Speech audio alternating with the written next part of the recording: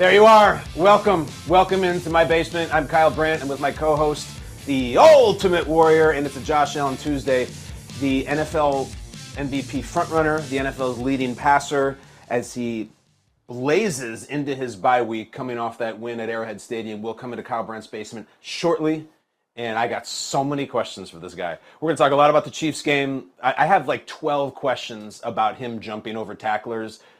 We could do the whole interview on that, and we might. We also have his thoughts on the bye week, his thoughts on everything going on in the NFL. And remember, Josh Allen Film Festival. He watches movies that were from before he was born that he's never seen. This past week, I can confirm he has watched The Princess Bride for the first time ever. I don't know what he's going to think of it, but who knows? We'll get into that. That's a Josh Allen Tuesday, all the normal business. And it's a bye week. I believe Josh is coming to us from California. So it's a little early. He's a little on vacation. We may get a different Josh today. I cannot wait. Bills, best team in the NFL. Them and the Eagles for sure. We'll talk all about it. That's Josh Allen Tuesday. But also first, let's get to, free throw time. Hold on. I got a special sound in case I miss, which I probably won't. Here we go. Go to the sky cam. I'm feeling kind of loosey-goosey today. I'm just firing. No! Here's the sound. The old lady. I haven't made one all week, maybe all of last week, but who cares? I'm in a good mood anyway. Let's talk about what I love, what I hate, and what's hilarious.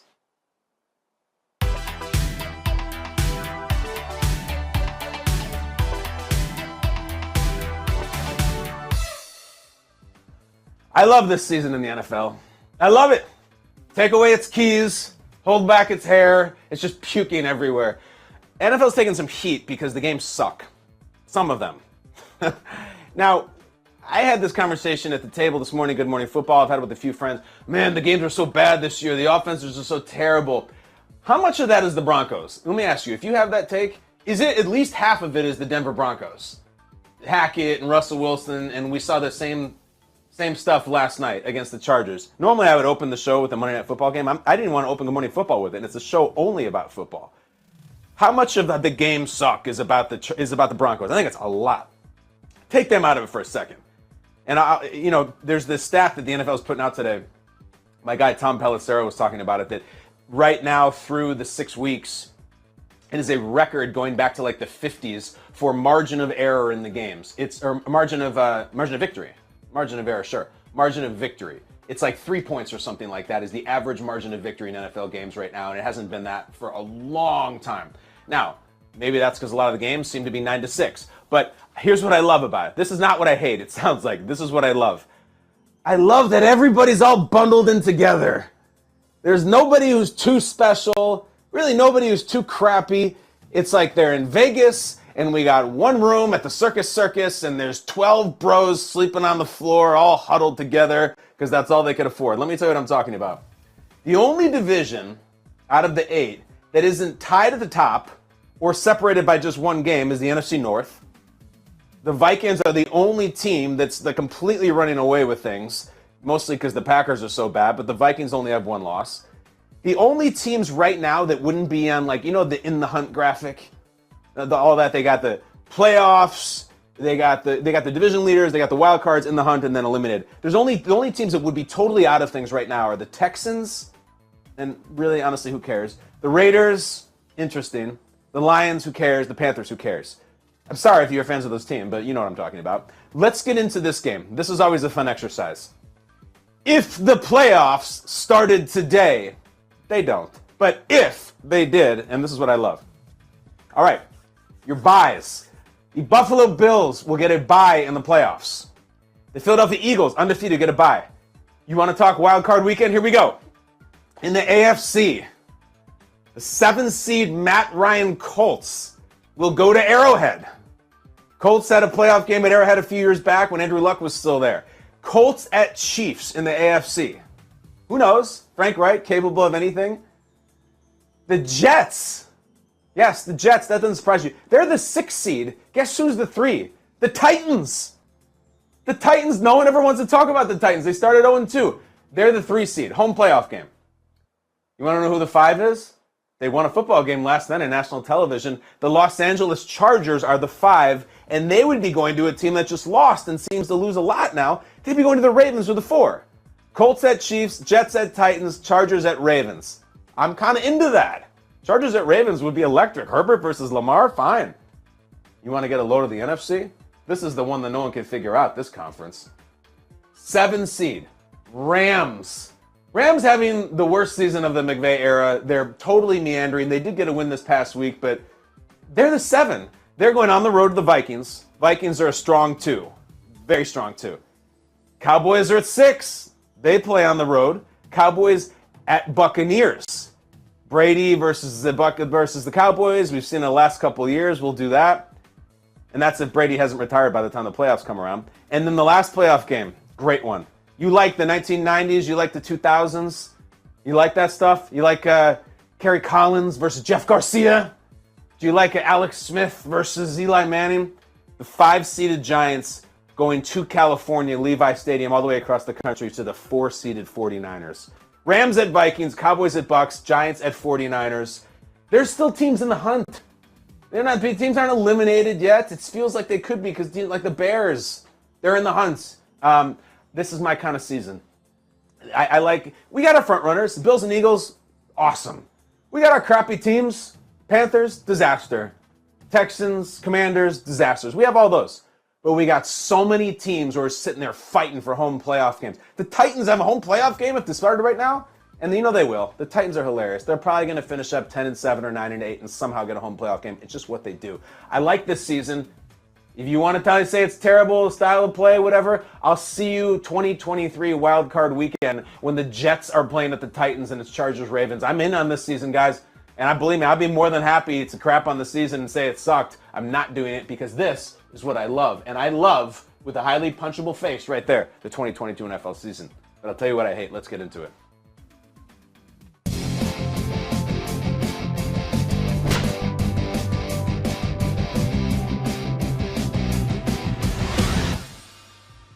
I hate the state of the Buccaneers and Tom Brady. I just hate it. First jersey my son Calvin ever wanted. He started asking for jerseys when he was about 2nd grade. He's in 3rd now. And it was no doubt. Can I get a Tom Brady jersey? I want a Tom Brady jersey. Tom Brady. And I go, well, yeah, you can, but Tom Brady, he may retire this year, and this is before his first retirement. You want to get a young player. Get a Josh Allen, get a Lamar, get a Herbert, get a Mahomes, whatever. Would not hear it. Does not want those. I tried to talk him into it. I said, well, why do you want Brady? Because he's the best player. Like, bear in mind, my kid we're here in New York Giants country. Giants fans should hate Brady. It's just, but that's the one he wanted. His friends have Brady jerseys. And I really recognize how important of a figure Tom Brady is, never mind football, in American history. He's like a sports Kennedy in a sense. And the whole New England thing was Camelot and just all of that. And I just hate where it is right now. It just feels so off. And I don't mean that the Bucs have lost 3 out of 4. I mean, I don't know what's going on with him. I don't know Tom Brady, never interviewed him, never met him, nothing like that at all. But I feel like I know him like you feel like you know him. That you have spent the last 25 years going back to watching him at Michigan, and you've seen him do interviews for most of your life. You've seen him playing football most of your life. You know what he is. You know what he does. You know how he talks. You know how he plays, for the most part, as much as you can through the media. And I feel like I don't recognize the guy right now. Is he all right? What's going on? Because I don't delve into the personal stuff. And if he is having tabloid stuff and marital problems, I think that's terrible. I hate that. I don't think it's funny. I don't think it's amusing. I come from a divorced family. He and Giselle share kids together. I hope they figure it out. But is it hurting him in football? Is he really going through something? We've seen a couple of times in the past few weeks where he's just blowing a gasket on the sideline. And he's done that through his whole career, but doesn't usually string them together that closely. It feels he's obviously really, really frustrated with football, and they're 3-3. I get it, but it's not really being internalized. I see him at these press conferences. He doesn't look right, and I don't mean in any sort of critical sense. Like, I'm not making fun of him. He doesn't look well, and he's body his temple, and he knows 1,000 times more things about nutrition and health than I do. But I feel like he looks like a different person than even 6 weeks ago. And I know people like to make jokes about Tom Brady does things to his face. I'm not even talking about that. He looks gaunt. He looks like sunken eyes. It looks like he's not sleeping. It's disturbing. And, he does this podcast with Jim Gray, who I respect, and they get into some pretty serious stuff, or at least try to. And Brady goes to this sort of jocular way of diffusing, where he has a one-liner or laughs it off, or it goes self-deprecating. Man, I would really like to hear what's going on with him for real. If he were to come out and say, honestly, I'm going through some personal things right now, and my family has been really hard. And I love my teammates, and I respect Tampa Bay and the Buccaneers, but sometimes I question, why did I come back? And it's difficult, and I'm old, and I feel old, and we're only in week 7 of the season, and I'm going to try to get to the Super Bowl. Man, I don't know how the hell I'm going to get there. It would be so relatable, so humanizing. It's like when he said before the season started, when, he disappeared through training camp and never really talked about why, and his quote was just, man, I got a lot of bleep going on. And he didn't say bleep, he said the S word, which I'm not allowed to say, but I was like, oh, that's my guy. I've never wanted to have a beer with Brady or play golf with Brady more in maybe his entire career when he said that, because we all have a lot of bleep going on. And clearly he has maybe more bleep going on than he's ever had. It really does. So, I'm not the world's biggest Tom Brady fan in football sense, but aren't you just a little bothered by what's going on with him? It's like this thing, something is happening internally. If you have any sort of human intuition, and like I said, we all know him in our own way, going back so many years, it just feels off. And I don't remember ever thinking about that with Jordan back in the day, or other guys of Brady's caliber, like LeBron now, or anything. It's just, man, all my alarms are going off about, man, Brady's really messed up about something. And usually this is the time he comes out, and he's had lots of crazy things go on in his career and his life, and Deflategate and Aaron Hernandez, I mean, you name it. And he finds a way to compartmentalize and win. Well, I think they play the Panthers this weekend, so maybe he throws 4 touchdowns, they get to 4-3, and everything's fine. But I think he's an important figure.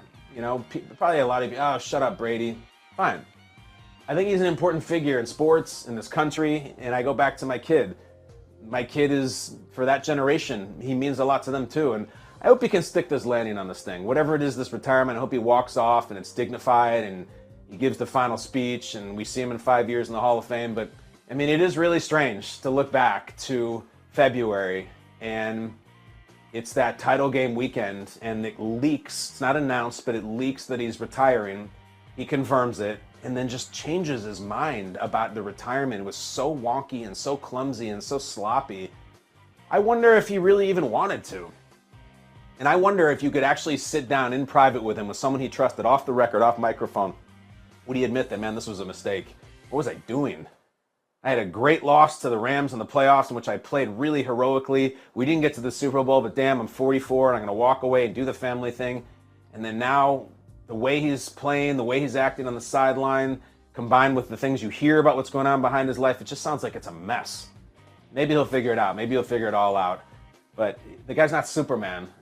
And I think maybe sometimes he thinks he is. But I hate what's going on with him. I like that my kid wears his jersey, and I hope he keeps wearing it for a long time. But if you revel in Brady's destruction, I get it. If you want to see him lose the rest of his games and retire a broken man, I get it. I'm just not that guy, and I hate seeing it, what's going on with him. Let's get to what's hilarious, though. Let's take a sharp left turn.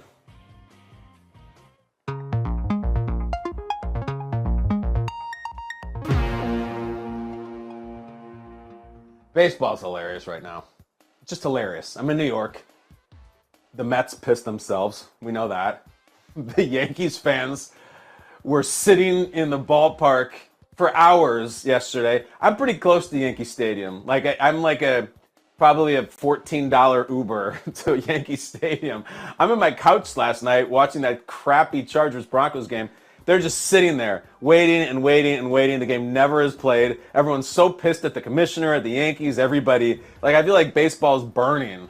It's funny to me. And everyone is so mad about this playoff format.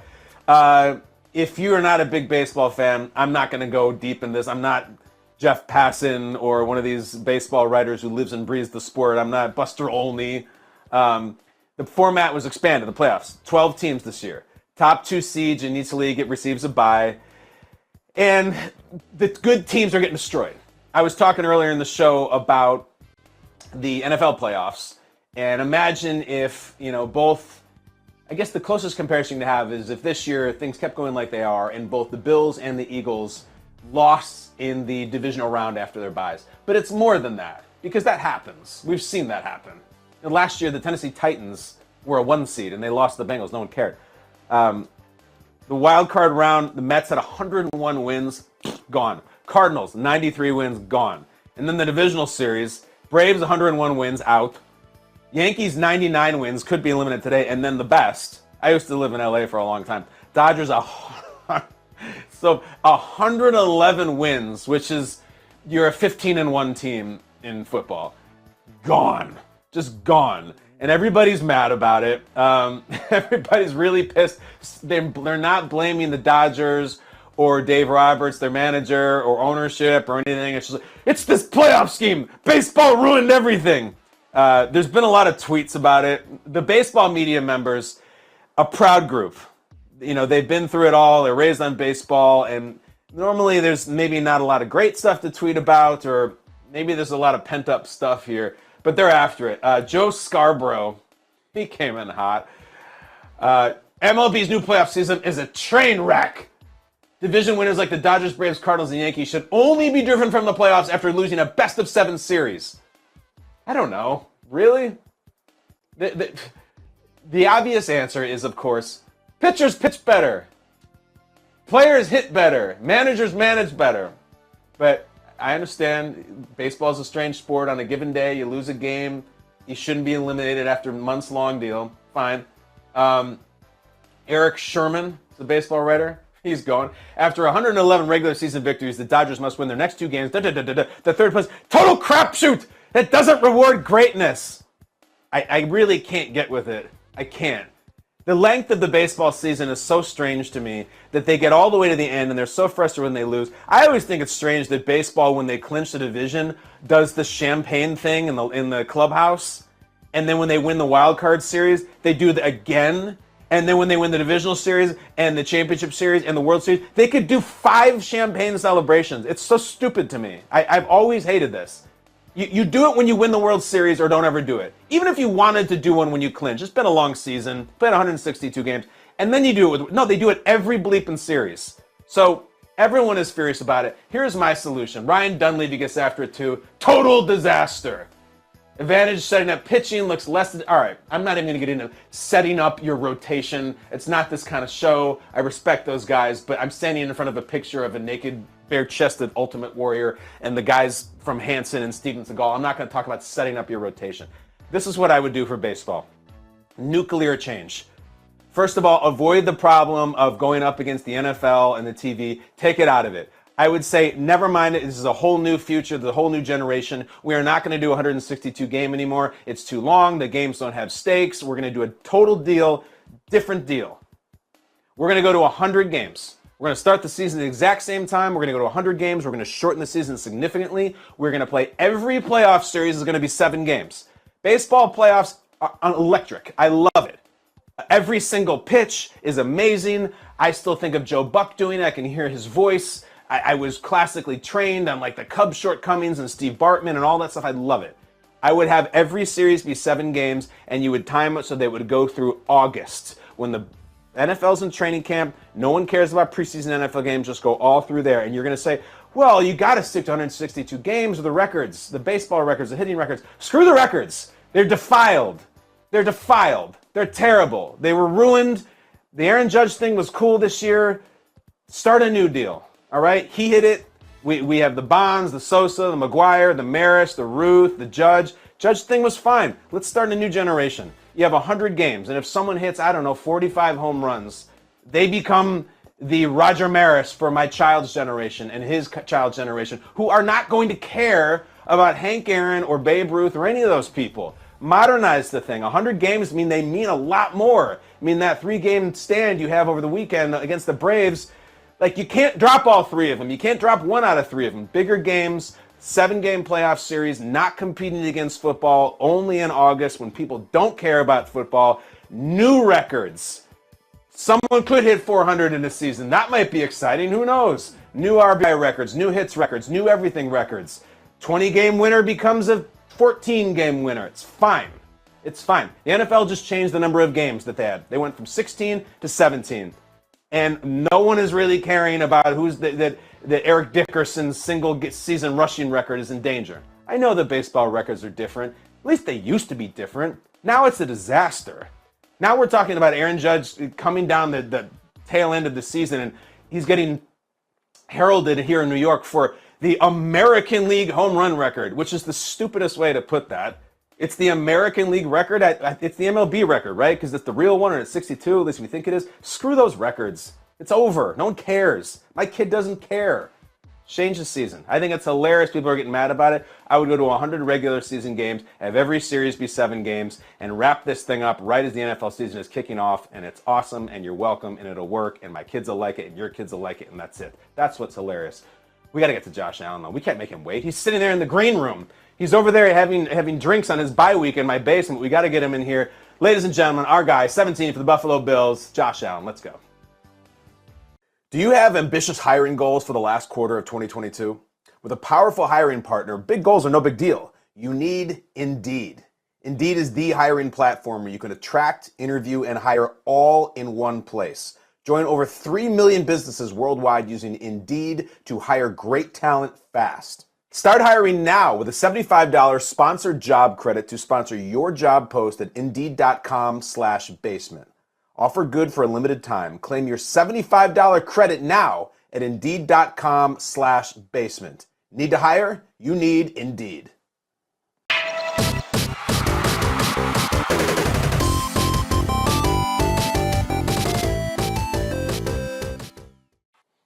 Look at our guy. Our guy's got that bye-week glow from Western New York to Southern California. Josh Allen, welcome to Kyle Brandt's Basement. How you feeling, bud? I'm feeling good. Thanks for having me back on. It was a good week. I bet it was. And now you get to rest. You get to do whatever you want. You get to swim. You get to walk on the beach. So, Josh, I want to start with the important stuff. We're looking at the Bills-Chiefs game. What does it feel like to leap over another grown man? It's very similar to Ricky Bobby. You know, I'm in the air. This is not good. So it just kind of happens. It's like a split-second deal that, I've done a few times in my career now, and at some point, someone's going to catch on and try to flip me in the air.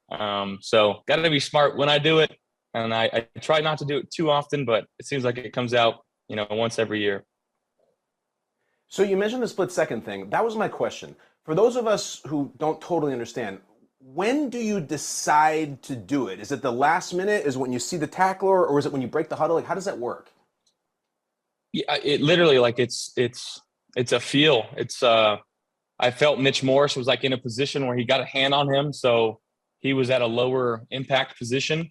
And I know previously, earlier in that drive, I actually met him a little higher. So I knew that I was going forward there. So I was like, I know next time I see this guy in the open field, he's going to try to go low. And then seeing body position, seeing where Mitch Morse was at, feeling the flow of the game, it all kind of comes into my thought process there. And it's a snap.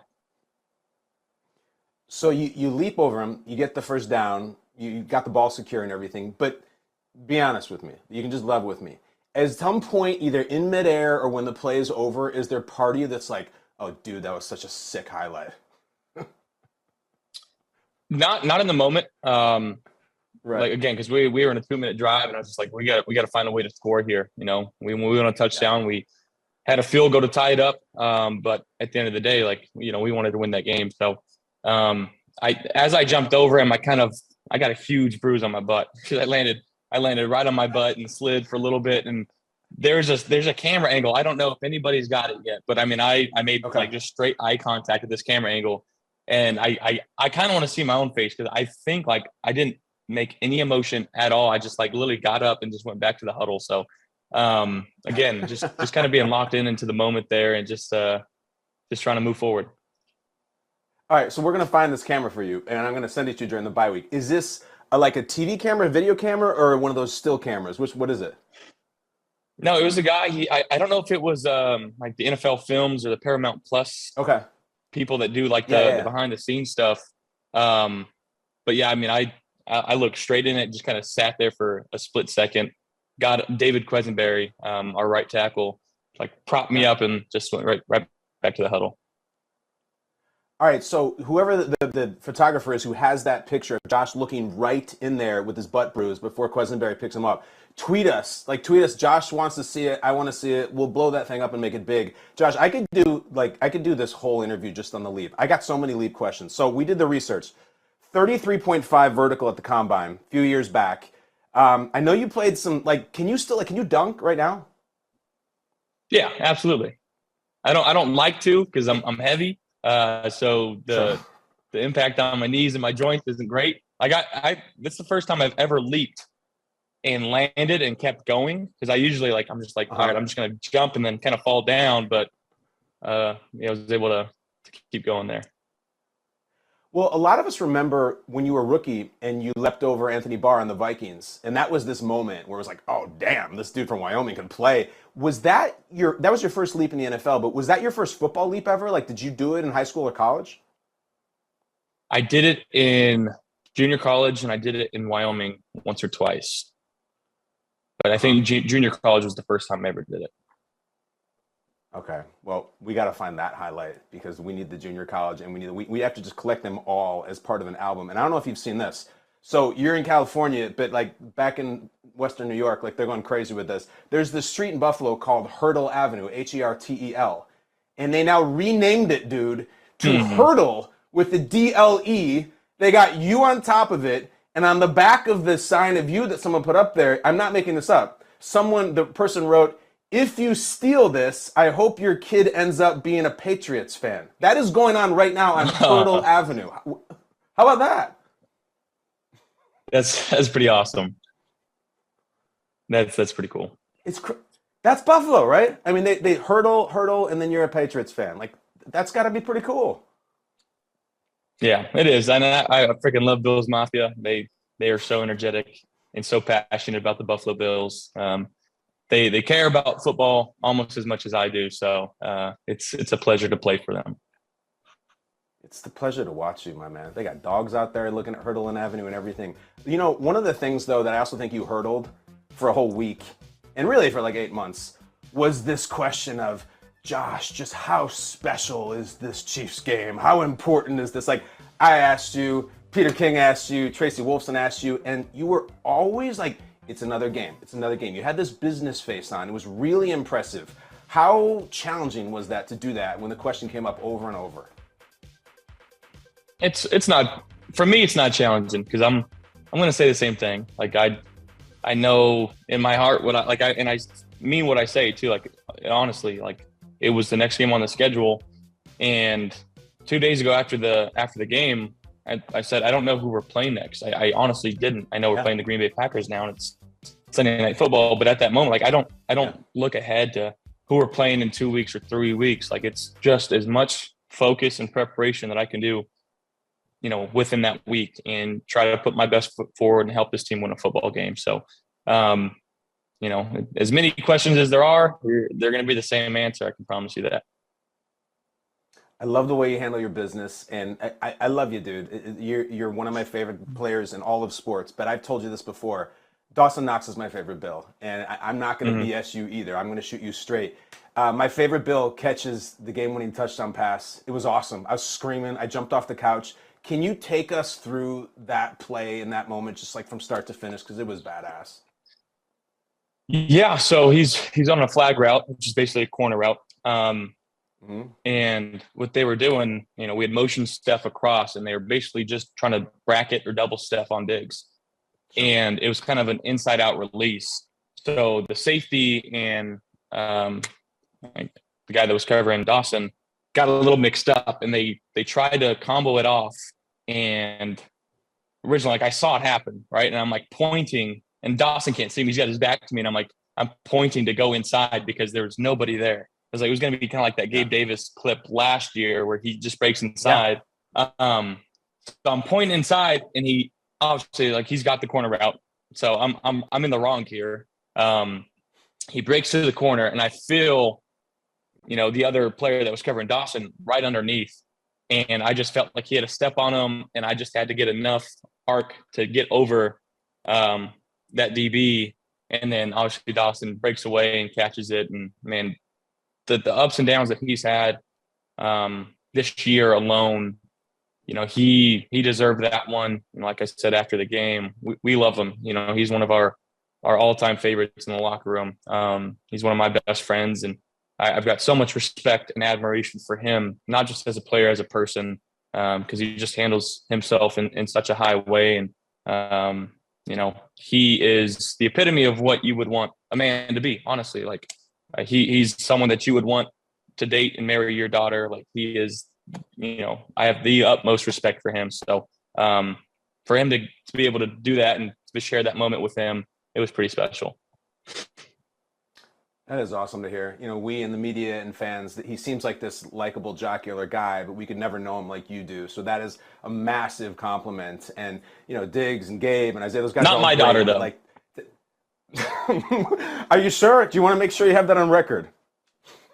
Yes. Yeah, I just want to throw that out there. I love Dawson, but my future daughter, no chance.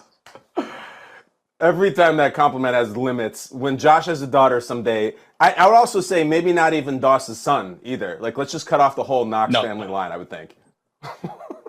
Yeah. I love him, though. I love him. I love him too, man, in my own personal way. You mentioned the locker room afterwards. I saw McDermott, and McDermott was on one. He looked great. He even, got bleeped afterwards. What was the locker room scene in Arrowhead? We're going to the bye. We beat the Chiefs. We're flying home. What was it like, man? I think it wasn't so much the game. I think it was the emotion, the feel of going into a bye week 5-1 and knowing that we've put a good step in the right direction to what we want to accomplish. And obviously, the name of the game is getting into the playoffs. Like that's goal number one. Like you can't win the Super Bowl without getting into the playoffs. So going into the bye week 5-1, feeling like we've still left a lot out there on the field, getting guys back healthy. We feel in a good place. Obviously, we're not comfortable where we're at. We want to continue to be better and find new ways to be the best versions of ourselves every time we step on that field. So, but early bye week, like I said, get to go off. I'm back in California now, getting to hang out with my fam. It's a fun feeling knowing that your coach has that much trust in you too, where he gives you the entire week off. It's not like that everywhere. But we've got a lot of pros and vets in this locker room that do things the right way and have kind of brought up some of our younger guys. So a lot of respect to Coach McDermott for giving us that respect. It's huge respect. And you showed some respect before you left the field at Arrowhead too. There was a moment where you just won the game and you headed towards a tunnel, but you saw a kid who was wearing a Bills jersey and you go over to him and you didn't just hand him a ball, but you took the selfie. And then their camera wouldn't work, and she took another selfie. You were so patient and so cool and so generous, and the kid is just obviously trembling. Like, you could have just run off and started celebrating. Why'd you do that? Again, I remember being that kid. It didn't take more than 35, 40 seconds. I knew I was going to be in the locker room in a second. I knew I was going to be able to celebrate with my teammates in a second. So just wanted to – I saw a sign. I believe it was his birthday, so – gave him the ball. Obviously said, I just want a picture with Josh. So I took a photo with him and I'm walking off and I, give my hat to another kid. So just try to do little things, man. It doesn't take that much to be a good person and to help, brighten somebody's day and make a moment that'll last forever. So I think it just boils down to, I remember being that kid. Did you guys go as a family? Would you guys go to NFL games when you were a little kid? Yeah, we'd go to the Niners games. I went to a handful of them over my lifetime. But that's my first football memory, was at a Niners tailgate, playing catch with my dad. And I just told him, Dad, I really want you to throw this one. I'm maybe 5 years old. And it was like one of those tacky rubber balls, right? And sure. He throws this as hard and as far as he can. And I catch it and my forearms are absolutely just rubbed raw. But there was people in the tailgate that were clapping and going crazy for me because I just made this catch. And at that moment, I knew this is what I want to do for my life. I remember those tacky footballs. They stung, but they were good if you had little hands, and every kid had them. Going back to the kid you saw. I literally slept with it. I slept with it every night. Did you slept with it? You slept with the football? Mm-hmm. Wow. Do you remember your first interaction with a pro athlete, like with an autograph or something like that, like that kid had with you? Yeah, I remember there's a few good, there's a few bad. I remember going to a Giants game and JT Snow took the time to come over and sign a couple balls and high five a few kids, which was really cool. I got a really cool story too about Buster Posey. I don't know if I've told this one on the air yet. No, what's Posey? Um, I love Posey. I one of my favorite athletes of all time. Obviously, I grew up a Niners, Yeah. Giants, Warriors fan. I'm in the tunnel, kind of where they go from clubhouse to dugout, and he comes and he signs a ball for me, and I'm so excited. I went to grab the ball, and my thumb had smeared it, so you can barely see. Like you could see the Posey 28, but like the first part, like you could barely see it. And this last year, I went to Nashville to my agency, CAA, and I got to meet Buster Posey's agent. So I told him that story. I get home, 2 days later, I got a baseball bat signed by Buster Posey. So really respect him for doing that. He was, again, one of my all-time favorites. He helped the Giants win in 10, 12, and 14, a couple perfect games, the one with Matt Cain, some no-hitters. So he's got a special resume. He's a Hall of Fame guy. So for him to do that, that was pretty cool. That's unbelievable. I thought of all the names, JT Snow and Buster Posey, like those are real ones. Like we remember them and the story about the bat. It's just awesome. You never ever forget that stuff. Yeah. And I wore, because of what JT Snow did, I wore number 6 in high school for baseball. Like he was one of my favorite. He was the first baseman, and I wanted to wear number 6 because of that interaction that I had with him. It was so cool. See, that kid in the front row at Arrowhead is going to wear 17. It is a done deal. He will wear 17 in whatever sport he has, and hopefully, nothing gets smeared so he doesn't have to see your agent years from now. But dude, I love the story. You're on the bye week, so we got to get you to the pool. Lastly, what do you do bye week? Do you do family? Do you do just friends? Like what's it like for you? Yeah, it's a little bit different every year. The first couple years, not trying to travel too far, just trying to figure out, what it is. Went to Toronto a couple years. Last year, went to Florida. This year, came back down to California, getting to see my brother and sister-in-law and their kid. They just had a kid a couple weeks ago. So my first niece that I've ever had, which is really cool. It's really special.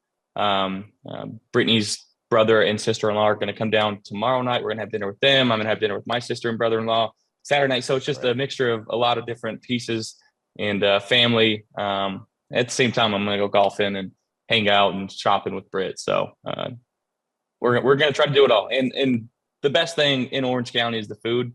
It's got some amazing places that we're going to try to hit all of our favorites, which don't know if we're going to have enough days to hit all of them, but we're going to damn try. Are you going to smash the butter cake at Mastro's Ocean Club? You absolutely know it. The pretzel bread. I mean, let's go. South and Nick's single barrel margaritas. Let's go. It's unbelievable. All right, Josh, last thing. The Josh Allen Film Festival 2022. We have done a movie every year from before Josh was born. He and I both love movies, but we have a huge age difference. Let's bring it up. We have done 5 films: Heat, National Lampoon's Vacation, Shawshank, Groundhog Day, and The Fugitive. This week's film, my friends, from the mid-'80s, a little movie called The Princess Bride that sounds a little bit like this. Hello. My name is Inigo Montoya. You killed my father. Prepare to die. It's beautiful. Josh, you watched the film. Your thoughts on 1987's The Princess Bride? Inconceivable. No, yeah! I'll tell you what. Inconceivable! I liked it. I didn't love it. I don't fall asleep during movies very often. I fell asleep during this movie. So I know everybody loves it. And I know that there's an aspect of it that it was in the 80s, right? So the production at that time was probably really good. I'm obviously more of a modern film guy. So it moved a little slow for me. I can't give anything over a C. And I know people are going to roast me for that because I looked at, as I was kind of contemplating this, I was like, I looked at the IBMD score. I looked at the Rotten Tomato score, and it's like 97%, 9 out of 10. and so like, I know I'm in the wrong, but that's how I feel. Wasn't my favorite. It is what it is. There was some parts in it that were really good. the fight scenes. Those are pretty cool. But I don't know. I lost interest halfway through, and that's not usually a good sign for me. But I think I got a little bit of ADHD, so it takes a lot. It doesn't take a lot for me to lose my concentration, I guess. But yeah, see.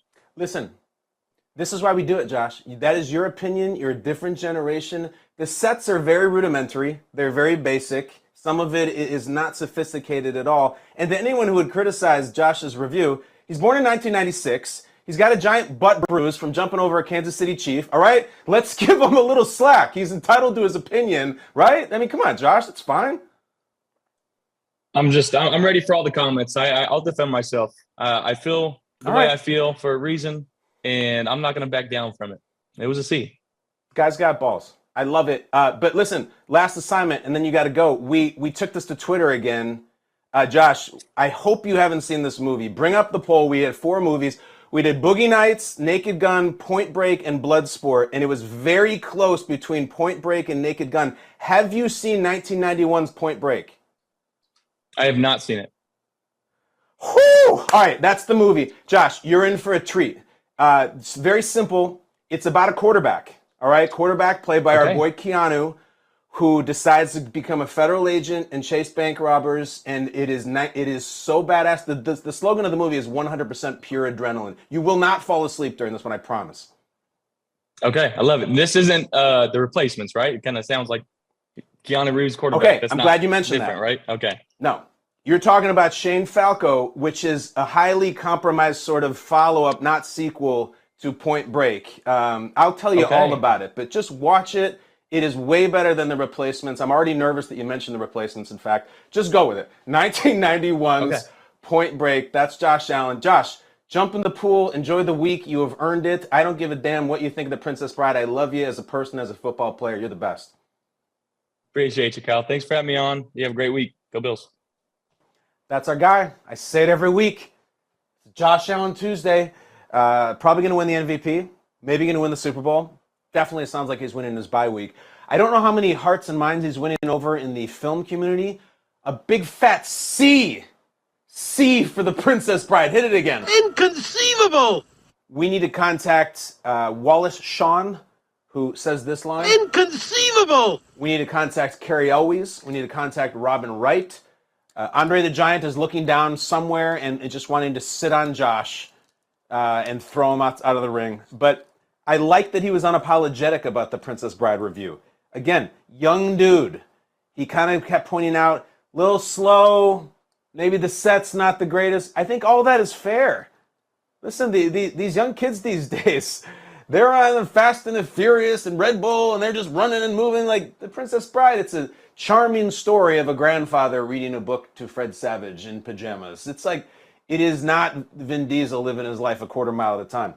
But I feel there might be some reactions to that. And I think Josh is ready for those too. All right, are you ready for this though? I throw a dart. Let's go to the sky cam. I throw this dart, which will have the red, white, and blue of Uncle Sam today. I'm going to throw it all the way over there. I'm going to try to do it from here. I'll probably hit the backboard. Let's see what number I hit, and then there will be a corresponding topic to that number that the producers have come up with that I have not seen yet. Here we go. The number today is, we're going to count that because I threw it right to the 13. Give me topic number 13. What do we got? What do we got? What do we got? What do we got? Kyle Brandt's Basement. Number 13 is, an autumnal topic. Pulling from the calendar, if you will. I like that 14 is hangover remedy. We'll get to that next time. This is pro or anti candy corn. Here you go. Well, I've got good news for Josh Allen. I'm going to take the heat that he was going to catch for giving a C to Princess Bride, and I'm going to jump in front of him like a Secret Service agent, and I'm going to let everyone know that I am strongly and firmly in the pro-candy corn camp. Polarizing treat. Very polarizing. A lot of people want to tell you how much they hate candy corn. A lot of people online, who eats candy corn?